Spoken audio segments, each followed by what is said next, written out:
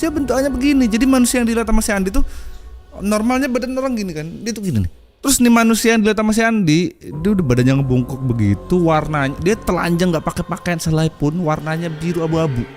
Manusia aneh yang dilihat sama si Andi ini, dia jongkok di atas kambing warga. Jadi betul aja nih, ini yang ditakutin sama warga nih, mitos malam Jumat nih. Malam itu Andi ngerasa puas karena dia mulai mendapatkan jawaban dari semua tuduhan warga ini. Aku bisa nih buktiin segala macam. Tapi di satu sisi itu dia ngerasa juga takut. Ih, ini makhluk apa? Yang dilihat sama si Andi itu manusia, itu kukunya panjang-panjang gitu. Terus yang bikin dia makin yakin kalau ini adalah pelaku tiap malam Jumat itu. Jadi dia nih ngerobek perut kambing yang dibawa tadi.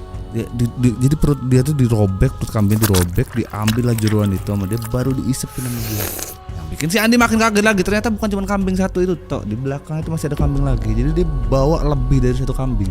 Yang bikin si Andi makin bingung, jadi semakin diperhatiin sama Andi dari lubang itu, dia makin gak asing sama orang makhluk aneh tadi itu. Iya, aku nih gak asing lah sama orang ini.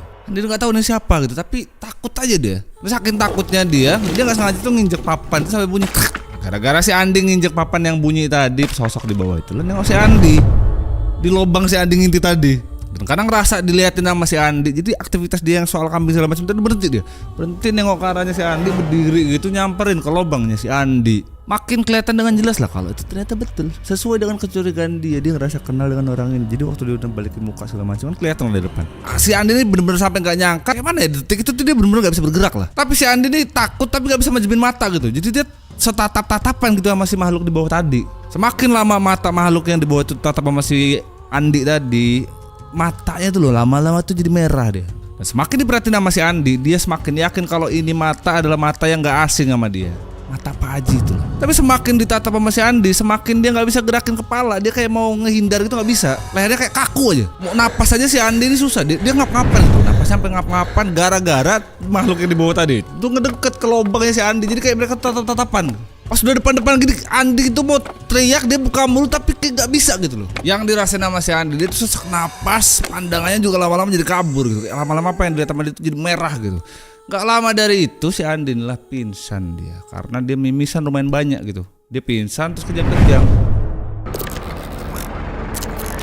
Sekitar jam 11.30, berarti udah sampai lohor gitu lah. Setengah 12-an si Andi ini sadar. Jadi semalam itu pingsan dia.